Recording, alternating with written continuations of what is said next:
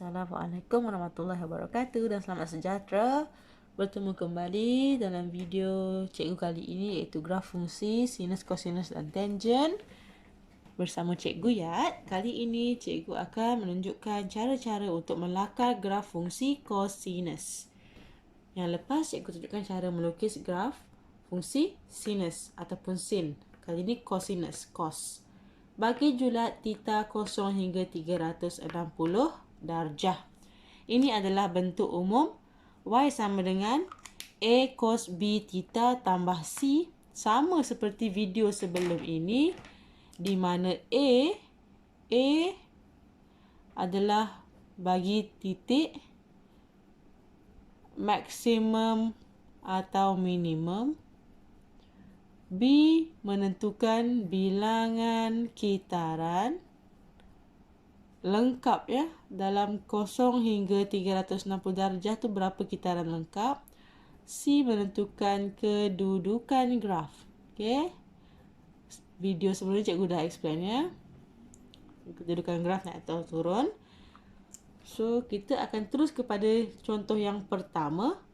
Iaitu bentuk default lah bagi graf cosine. Untuk pengetahuan semua, graf sin bentuk dia huruf S kan? Graf cosine bentuk dia huruf macam cawan sikit. Dia bentuk dia macam cawan. Dia macam ni. Mangkuk ke cawan ke pulang korang lah. Dia macam ni lah. Okey. Satu kitaran lengkap bentuk dia. Oh tak nampak maaf. Satu kitaran lengkap bentuk dia macam ni. Okey. Ni ya. So kita lihat graf yang pertama. Lakarkan Y sama dengan cos theta. Okey. Pertama sekali sediakan paksi X dan Y. Untuk paksi X, cikgu dah labelkan sini. 360 darjah. Separuh dia 180. Separuh daripada 180, 90 darjah. Dan kita kena tambah 270. Kita ada 4 sukuan kan? Okey, disebabkan A di sini adalah tak ada nombor. Itu maksudnya A dia 1. Maka titik maksimum kita 1, minimum kita negatif 1. So, di paksi Y 1 dan negatif 1. Okey, bentuk graf kita dah tahu tadi. Bentuk graf kita macam mangkuk macam ni kan. Okey. So, sebenarnya cos 0 darjah. Cos 0 darjah adalah belah atas ni. Cos 0 darjah berada pada Y kita 1. Cos 90 darjah, Y kosong. Cos 180 darjah, Y negatif 1. Lepas tu, cos 270 kosong. Cos 360 adalah 1. Okey, kita hanyalah lakaran. So, kita akan buat lebih kuranglah anggaran. Kita pun lukislah, kita pun lakarlah graf kita untuk cos theta. Ini adalah satu kitaran penuh. Satu kitaran penuh bagi graf cos. Okey? Macam ni sahaja. Ingat, dia punya A 1, 1 negatif 1. B-nya pun 1, maka satu kitaran lengkap. Okey, lihat contoh yang kedua. Kali ini soalan beri awak 2 cos theta. So, 2 cos theta maksudnya kita punya titik maksimum dan minimum adalah 2. Kita ada 2 dan negatif 2. Okey. So, kita lengkapkan kita punya paksi X ataupun paksi theta. Kita kena ada 0 hingga 360. So, tengah-tengah 180. Sukuan pertama 90. Sukuan 3, 270. Ini kita lengkapkan lah. Okey. Sekarang kita ada 2 cos theta. Cos theta. So, kita punya A2 dah label. B kita 1. Masih lagi satu kitaran lengkap. So, graf kita sama. Cuma beza amplitude dia dekat sini. Ataupun kita punya maksimum minimum. So, graf kita masih lagi bentuk yang sama. Okey. Kurang macam inilah. Okey. Masih lagi graf bentuk yang sama. Okey. Masih bentuk yang sama. Satu kitaran. Kali ini maksimum 2, minimum negatif 2. Okey. Kita akan lihat contoh yang seterusnya.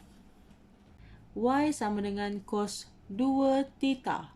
Kali ini, nilai A kita 1, nilai B kita 2.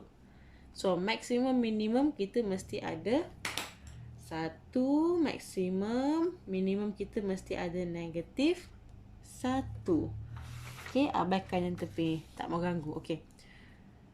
Negatif 1 dan 1. So, 2 kitaran cosine. 2 kitaran cos. Kita tahu bentuk cos macam cawan tadi kan, cikgu sebut tadi. Bentuk cos kita macam ni, 1 kitaran lengkap. So, kalau 2 sambung lagi. Lebih kurang macam ni lah kita pergi bentuk. Kita nak bentuk ni nanti. Lukis kat atas. Okey. Sebelum tu kita lengkapkan paksi theta kita. 360. Tengah-tengah kita kena ada 180, 90 dan 270.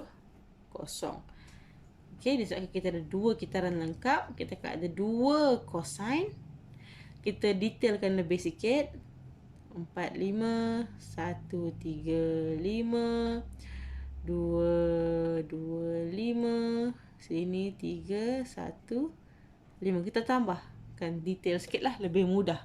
Okey, lebih mudah dan tepat lah nanti video. Video pula, maaf. Lakaran. Okey, so kita akan lakarkan cos 2 theta kita. Di mana kali ini akan ada 2 lah mangkuk ni. So, tandalah dekat graf awak akan ada cos 2 theta. Okay, kalau kosong darjah 1. Dia akan lebih rapat lah. Lepas tu dekat 45 darjah kat sini. 10 darjah dekat sini. Dekat negatif 1. Okay, dia akan naik ke 135 darjah. Cos 2 kali 135 darjah adalah kosong. Cos 2 kali 180 darjah sebenarnya adalah 1. Okay, macam ni lah. So, boleh nampak kitaran dia ni macam ni. 1 kitaran. Okey, kita nak 2 kitaran. Kita teruskan. Lebih kurang macam ni lah. So, dia stop sampai sini. Tengok ni. Okey, ni lakaran ni. Bila lakaran tak perlulah tepat. Anggaran sahaja. So, maksimum kita 1. Minimum kita negatif 1. Kita ada 2 kitaran cosine. Okey. So, ini adalah graf cos 2 theta. C kita kosong C tak ada. So, ini adalah bentuk asalnya. Okey, sekarang kita tengok contoh seterusnya. Kita nak lakarkan cos 2 theta tolak 1. So, masih lagi cos 2 theta yang sama ni. Tapi kali ni kita nak tolak 1. C kita tolak 1. So, cikgu lakarkan semula graf yang ini pada paksi yang baru. Ya. So, kita akan tunjukkan perbezaan dia. Mula-mula ini adalah Y sama dengan cos 2 theta. Lepas tu, kita kena tolak 1. Setiap titik di graf ini perlu ditolak 1. Sebelum itu, kita lengkapkan kita punya paksi theta. 360, 180, 270, 90. Okay, kat sini 45, 135, 225, sini 315. Pertambahan 45 darjah. Okey. Yang graf yang sama. Graf yang sama. Cuma kali ni kita nak shiftkan dia tolak 1. Semua kena turun 1. Semua turun 1. So, mana yang asalnya pada kedudukan 1, dia akan pergi ke kosong. Yang pada kosong, turun bawah pergi dekat negatif 1. Yang ni turun lagi pergi negatif 2. Sini kosong pergi negatif 1. Yang 1 akan turun ke kosong. So, awak nampak tengok ni Tersambung 1 kitaran. Okay, next tengok. Yang mana pada kosong turun ke 1. Next, teruskan turun ke negatif 2. Okay. Yang ni kosong pergi ke negatif 1. Yang mana asalnya 1 pergi ke kosong. Kita tengok, kita sambung lagi sekali. Okay, kita dah ada 2 kitaran. Tapi kali ni graf kita turun 1. Kita tolak 1. So, ini adalah graf Y sama dengan cos 2 theta tolak 1. Okay. Senang sahaja nak melakar graf ni. Yang penting awak faham daripada bentuk umum tadi. Awak kena tahu A cos B theta tambah C. A menentukan titik maksimum minimum. B menentukan bilangan kitaran yang ada daripada jurat 0 hingga 360. Okey. C adalah kedudukan graf. Awak nak tahu bilangan kitaran, awak tengok je B. Berapa kali kitaran nak lukis. Okey, kalau B1, satu kitaran lah. Kalau B2, ada 2 kitaran dia. Dia minta 3, 3 lah benda ni. Okey. So, itu sahaja untuk kali ini.